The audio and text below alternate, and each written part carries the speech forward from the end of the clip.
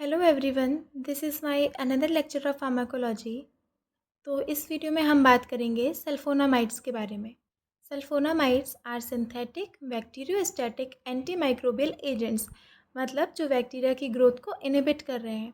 Sulphonamides के बारे में आपको एक बात याद रखनी है कि ये पहले ऐसे एंटीबायोटिक्स हैं जो हमने सिस्टमिकली देना स्टार्ट किए थे।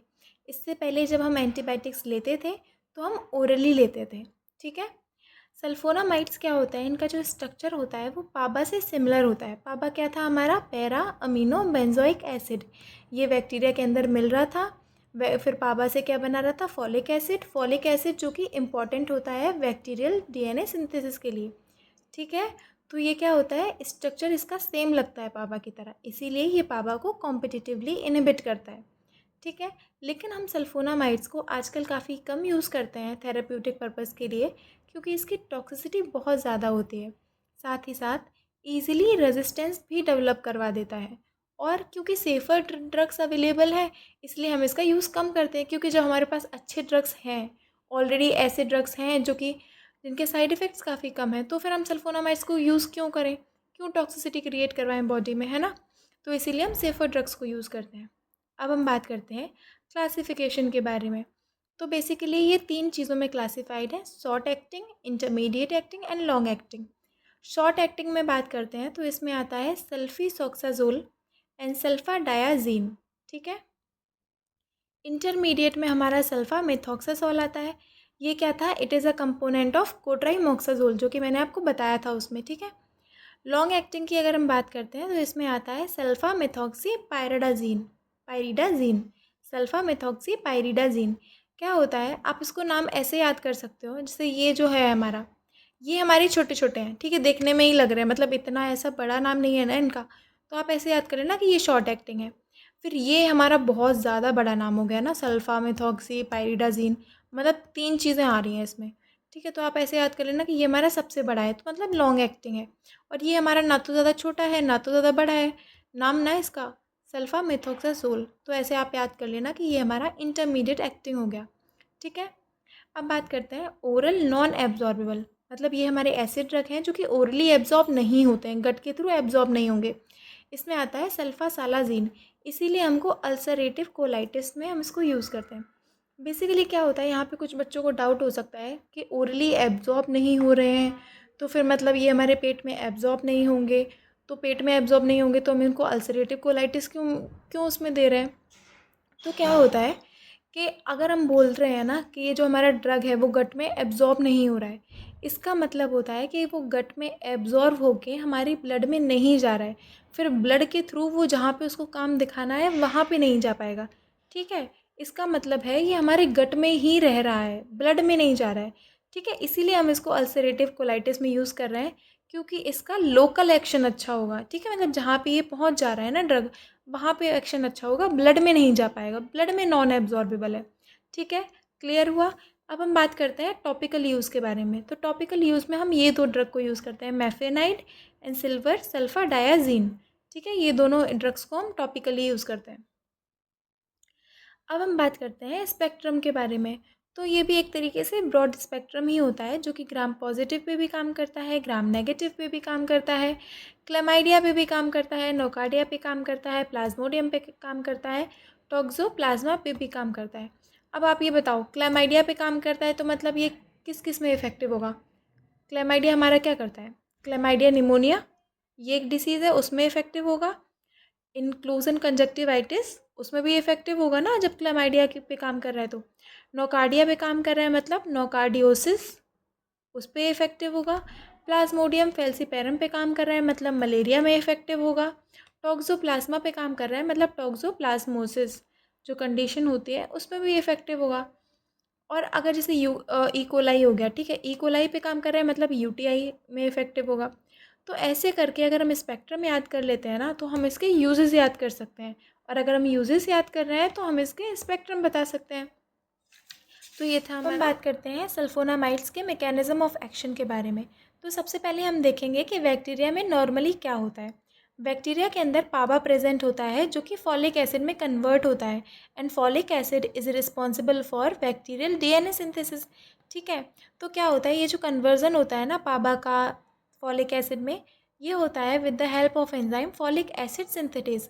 और हमारा सल्फोनामाइड क्या करता है, वो इस एंजाइम को ब्लॉक कर देता है। क्योंकि मैंने आपको बताया था sulphonamides are structurally similar to PABA. बताया था कि सल्फोनामाइड जो होते हैं इनका स्ट्रक्चर पाबा की तरह ही होता है। तो ये क्या कर देते हैं, पाबा की जगह खुद बाइंड हो जाते हैं इस एंजाइम से और फॉलिक एसिड की सिंथेसिस को ब्लॉक कर देते हैं, जिसकी वजह से न्यूक्लिक एसिड नहीं बन पाता है और बैक्टीरियोस्टैटिक इफेक्ट आता है। ठीक है। तो सबसे पहले क्या था, हमारा पाबा था। पाबा इस एंजाइम की हेल्प से फॉलिक एसिड बन रहा था, जिसकी वजह से डीएनए बन रहा था।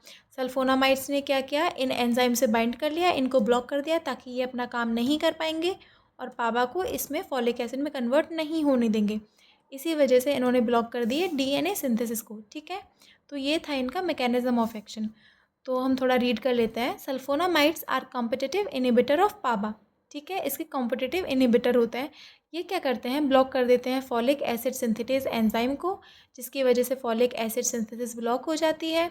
और ये जो फॉलिक एसिड होता है ये एसेंशियल होता है for synthesis of nucleic acid. ठीक है। अब इसकी एक इम्पॉर्टेंट बात है कि human cell are not affected by sulphonamides, क्योंकि बैक्टीरिया जो होता है वो अपना फॉलिक एसिड खुद बनाता है, वेयर एज जो ह्यूमन सेल्स होती है ना, वो डाइट से, मतलब हम अपनी डाइट से फॉलिक एसिड लेते हैं, हम खुद की सिंथेसिस नहीं करते हैं। इसीलिए कोई एंजाइम ही नहीं है फॉलिक एसिड बनाने के लिए। तो जब एंजाइम नहीं है तो सल्फोनामाइड्स किससे बाइंड करेंगे, सिंपल सी बात है ना। और क्या होती है, एक और इम्पॉर्टेंट बात है कि अगर हमारी कोई वुंड है, ठीक है, या फिर कोई भी ऐसा इन्फेक्शन है जहाँ पे पस बहुत ज़्यादा प्रेजेंट है या फिर ब्लड बहुत ज़्यादा प्रेजेंट है या फिर वहाँ पे टिश्यू ब्रेकडाउन है, तो वहाँ पे सल्फोनामाइड्स इनफेक्टिव होती हैं, काम नहीं करती हैं। क्योंकि क्या होता है, वहाँ पे पाबा बहुत ज़्यादा प्रेजेंट होता है। अब जैसा कि मैंने आपको बताया कि ये एक कॉम्पिटिटिव इनिबिशन की प्रोसेस है, तो आपने पढ़ा था कि कॉम्पिटिटिव इनिबिशन में क्या होता है, जिसकी कंसंट्रेशन ज़्यादा होता है वो बाइंड कर जाता है एंजाइम से और अपना काम करता है। तो यहाँ पे हमारा पाबा जो था वो बहुत ज़्यादा हो गया सल्फोनामाइड के कंपैरिजन में। तो पाबा जो क्या है वो बाइंड कर लेता है एंजाइम से और अपना इफेक्ट दिखाता है और हमारे सल्फोनामाइड जो हैं इनइफेक्टिव हो जाते हैं। ठीक है। अब हम बात करते हैं रेजिस्टेंस के बारे में। तो आप खुद सोचिए कि बैक्टीरिया रेजिस्टेंस कैसे डेवलप करेगा। सिंपल सी बात है, सबसे पहले वो क्या करेगा, वो ब्लड को आने ही नहीं देगा अपने अंदर। ठीक है। तो क्या करेगा, परमिएबिलिटी को कम कर देगा फॉर सल्फोनामाइड्स। दूसरा है कि वो खुद में ऐसा म्यूटेशन कर लेगा जिसकी वजह से पापा बहुत ज़्यादा बनाने लगेगा, मतलब ओवर प्रोडक्शन कर देगा पापा का। पापा बहुत ज़्यादा होगा तो फिर कॉम्पिटिटिव इनिबिशन नहीं हो पाएगा ना, पापा ही बाइंड कर लेगा एंजाइम से और अपना काम करेगा। ठीक है, दूसरा ये मेथड है। तीसरा मेथड है कि अगर सल्फोनामाइड अपना काम कर रहा है, फॉलिक एसिड बनने नहीं दे रहा है, तो ये क्या कर रहा है कि ये दूसरे तरीके से अपना फॉलिक एसिड बना लेगा और अपना काम चला लेगा। ठीक है। तो ये हमारे 3 मेथड थे। सबसे पहला क्या था कि परमिएबिलिटी कम कर देगा, मतलब ड्रग को अंदर ही नहीं आने देगा। दूसरा कि अगर ड्रग अंदर आ भी रहा है तो वो खुद में म्यूटेशन करके इतना ओवर प्रोडक्शन कर लेगा पाबा का कि ड्रग का इफेक्ट ही नहीं होगा। ठीक है। और तीसरा है कि वो अब वो इससे भी काम नहीं चला उसका, तो वो क्या कर रहा है, अब किसी और तरीके से ही अपना फॉलिक एसिड बनाने लगेगा। अब हम बात करते हैं फार्माकोकाइनेटिक्स के बारे में। तो जो हमारा ये सल्फोनामाइड्स होता है ये ओरली काफ़ी इफ़ेक्टिव होता है। डिस्ट्रीब्यूशन की बात करते हैं तो वाइडली डिस्ट्रीब्यूटेड होता है। ठीक है। सीएसएफ में भी इसकी अच्छी खासी कंसंट्रेशन देखने को मिलती है और प्लेसेंटा को क्रॉस भी करता है। इसीलिए हम इसको प्रेगनेंसी में नहीं देंगे। ठीक है, क्योंकि बेबी में टेरेटोजेनिक इफेक्ट करा सकता है। प्रोटीन बाइंडिंग इसकी हाई होती है। मैंने क्या बताया था, हाई प्रोटीन बाइंडिंग का मतलब क्या होता है कि कोई अदर ड्रग अगर पेशेंट को चल रही है, ठीक है, जो साथ में वो भी अगर उसकी भी हाई प्रोटीन बाइंडिंग है, तो वो इस ड्रग को प्रोटीन से डिस्प्लेस कर देगी। ठीक है, और उसकी टॉक्सिसिटी करा सकती है। ठीक है। मेटाबॉलिज्म इसमें किसके थ्रू होता है, एसिटाइलेशन के थ्रू होता है और लीवर में होता है। ठीक है। और एक्सक्रीशन इसका रीनल मतलब किडनी के थ्रू होता है। अब हम बात करते हैं सल्फोनामाइड्स के एडवर्स इफेक्ट के बारे में। ठीक है। तो नॉर्मली क्या होता है, हमारी जो यूरिन होती है वो एसिडिक होती है एंड एसिडिक यूरिन की प्रेजेंस में सल्फोनामाइड प्रेसिपिटेट हो जाते हैं और किडनी में नीचे बैठ जाते हैं। जहाँ पे ये हमारी सल्फोनामाइड्स एक्यूमुलेट हुए होते हैं वहाँ पे ये इरिटेशन कॉज कराते हैं। कंटिन्यूअस इरिटेशन की वजह से पेशेंट में हेमेटूरिया, क्लिस्टेलूरिया ये सब देखने को मिल सकते हैं। ये सारे साइड इफ़ेक्ट हम ओवरकम कर सकते हैं अगर हम पेशेंट को लार्ज वॉल्यूम ऑफ फ्लूइड्स दें या फिर एल्कनाइजिंग एजेंट्स दें। ठीक है। तो ये था हमारा पहला एडवर्स इफेक्ट। दूसरा, हमें पेशेंट में एलर्जिक रिएक्शन देखने को मिल सकती हैं। Like rashes, fever, anaphylactic reactions. साथ ही साथ अगर एलर्जिक रिएक्शन सीवियर हो रही हैं तो उनमें स्टीवन जॉनसन सिंड्रोम देखने को मिल सकता है। Basically it is a severe life threatening hypersensitivity reaction seen in patient of sulphonamides. ठीक है, ऐसे मतलब जो पेशेंट होते हैं जिनमें सल्फोनामाइड्स चल रहे होते हैं उनमें ये देखने को मिल सकती है। जीआईटी में अगर हम बात करते हैं तो ये एनोरेक्सिया, नोज़िया, एब्डोमिनल पेन ये सब करा सकता है। हेमाटोलॉजिकल में अगर हम बात करते हैं तो ये हीमोलिटिक अनीमिया करा सकता है, ई ग्रेनुलोसाइटोसिस करा सकता है। ई ग्रेनुलोसाइटोसिस का मतलब होता है जो हमारे लिम्फोसाइट्स हैं या फिर टी लिम्फोसाइट्स हैं उनका नंबर बढ़ जाना, ठीक है, उसको बोलते हैं ई ग्रेनुलोसाइटोसिस। न्यूनेटल में ये कर्निक टेरेस करा सकता है। कर्निक टेरेस मैंने आपको ऑलरेडी बताया था। इसमें क्या होता है, जो हमारा बिलीरुबिन होता है वो हमारे प्लाज्मा से बाइंडेड होता है। सल्फोनामाइड्स क्या कराते हैं, उस बिलीरुबिन को डिस्प्लेस कर देते हैं फ्रॉम प्लाज्मा। अब जो बिलीरुबिन हुआ हमारे बॉडी में एक्यूमुलेट हो जाता है। ये एक्यूमुलेटेड बिलीरुबिन क्या करता है, ब्लड ब्रेन बैरियर को क्रॉस कर लेता है और सीएनएस में एक्यूमुलेट हो जाता है। ठीक है, इसी को हम बोलते हैं कर्निक टेरेस। ठीक है, तो अब हम बात करते हैं सल्फोनामाइड्स के यूजेस के बारे में। तो हम सल्फोनामाइड्स को यूज़ कर सकते हैं यूटीआई के केस में, नोकार्डियोसिस में क्योंकि ये नोकार्डिया की ग्रोथ को इनहिबिट कर रहा है, टॉक्सोप्लाज्मोसिस में क्योंकि ये टॉक्सोप्लाज्मा को भी इनहिबिट कर रहा है, इंक्लूजन कंजक्टिवाइटिस एंड ट्रोकोमा क्योंकि इसकी जो इफ़ेक्टिविटी होती है वो क्लैमाइडिया के लिए भी होती है। इसको कैनक्रॉइड में यूज़ कर रहे हैं, इसको मलेरिया में यूज़ कर रहे हैं, अल्सरेटिव कोलाइटिस में भी यूज़ कर रहे हैं। अल्सरेटिव कोलाइटिस में हम कौन सा वाला ड्रग दे रहे थे, सल्फासालाज़िन। ठीक है, so this is all about sulfonamides. Thank you.